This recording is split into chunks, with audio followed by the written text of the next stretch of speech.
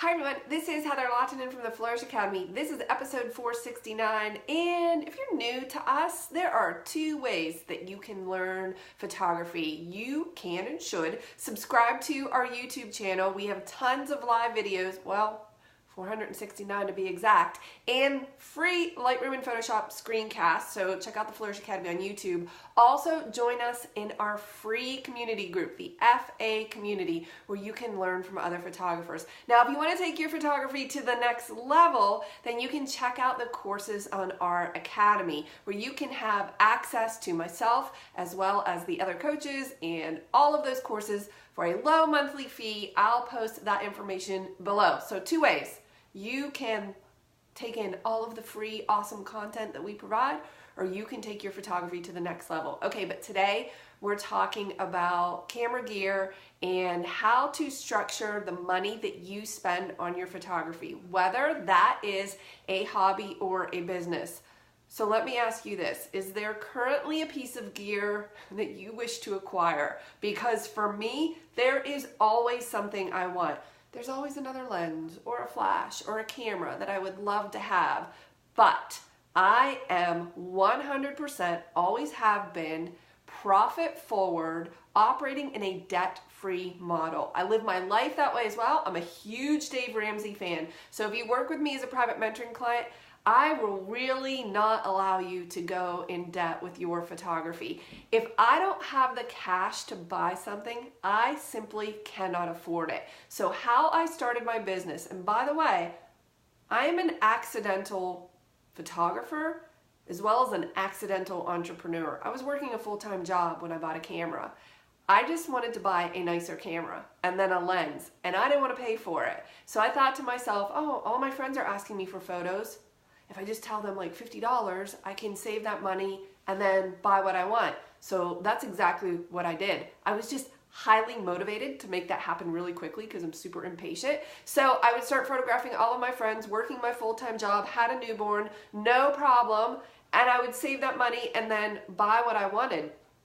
I never intended to start a photography business. I was simply charging my friends so that I could buy more gear for me. That's how it just happened to evolve. So if you're a hobbyist and you want more gear, all those friends that continue to ask you to take photos, why not? Why not charge them $100? Some of them probably even say, hey, can I pay you for this? And you say, oh no, that's okay. Well, that's stupid. You should say, yeah, sure, $100, and then you can buy whatever you want. Debt-free, cash is king, debt is dumb.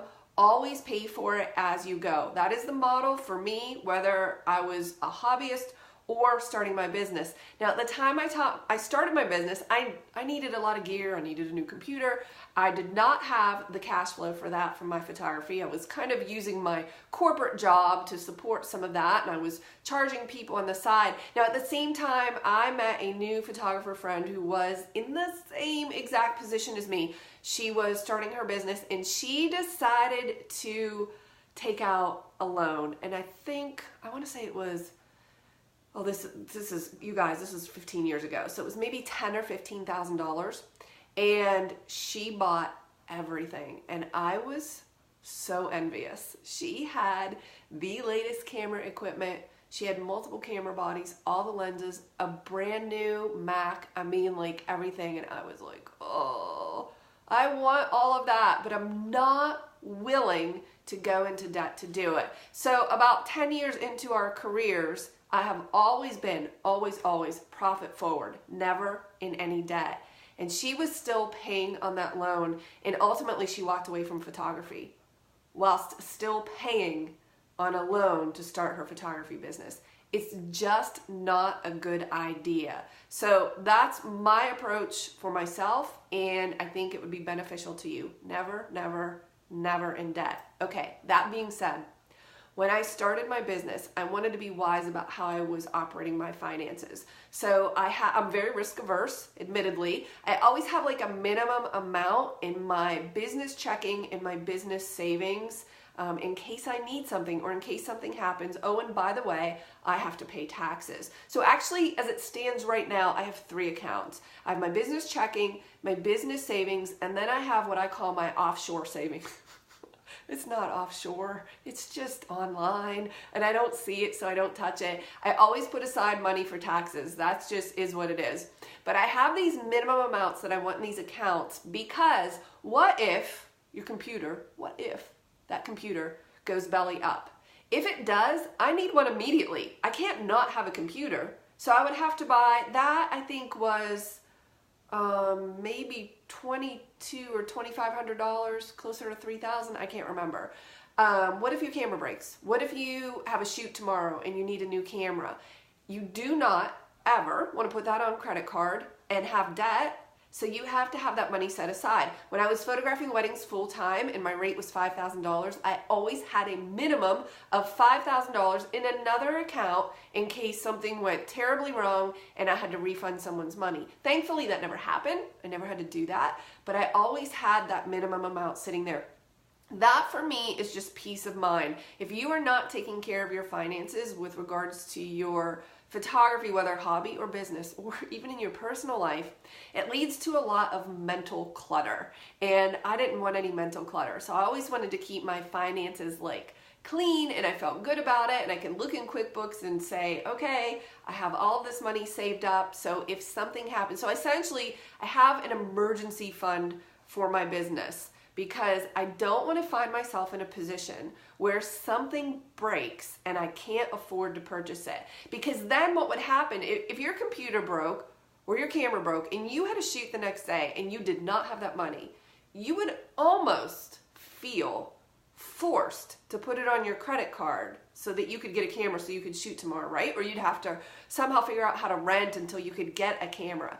And I don't think that that's a good approach for your business or your life for that matter, because it's just going to put you into more debt. So debt-free model, cash is king.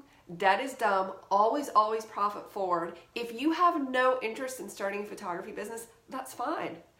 But do you want to continue to pay for your own camera gear? Because I didn't want to do that. So all those friends that keep asking you to take photos, you can, and by the way, I've done videos on this in the past. You just have to search for, I talked about the IRS. You are legally allowed to charge money for your hobby. You are legally allowed to do that. How much and what you do for taxes, I discuss in that video. And definitely you need to consult with a professional, because I am not a tax attorney, nor am I an accountant. But according to the IRS's website, you can charge for your hobby legally.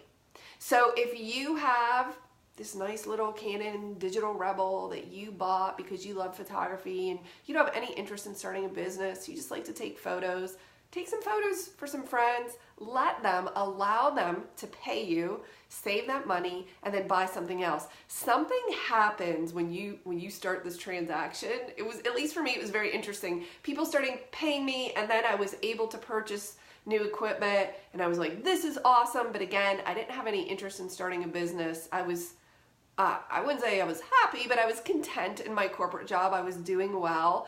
It just kind of evolved from there. More people started asking me. I wanted more gear. Specifically, I remember I really wanted the 70-200 2.8 lens. And at the time, I want to say it was around $2,100. And I didn't want to take from my corporate job or personal finances to pay for that, nor would I use a credit card. So I just started charging my friends when they asked me to bring my camera. I'm like, yeah, I'll bring my camera to your kid's birthday party for $100. What do you have to lose? And then they would give me that money, I would save it, and then I bought the lens. I had an incredible sense of pride when I bought that lens, and I had it, and I was like, I did this. I didn't feel like I paid for it. You know what I mean? Because I was just kind of like funneling that money. Ironically, a few days after I bought that lens, I dropped it on the driveway. That was unfortunate, for sure. Shortly after that, I made sure that I had everything insured. Again, you do not have to have a business to do this. If you have nice camera equipment and you call your homeowners or your renters insurance right now and you say to them, hey, I'd like to take out a personal articles policy because I have all this camera equipment and I want to cover it, they'd be happy to help you, and it's not expensive. So make sure you have it covered. That was bonus material. The point of this video is don't go into debt. Don't go into debt for your hobby, for your business, for your life.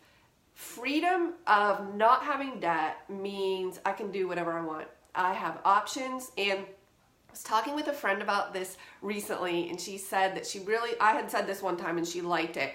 I said, I can buy anything I want because I do not buy anything that I want.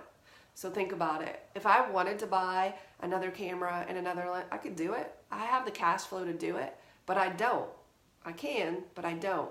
So there's obviously some discipline involved here. You do not have to have all of the latest and greatest. You certainly need the tools to do your job. You need a decent camera and a couple of lenses. You need a computer.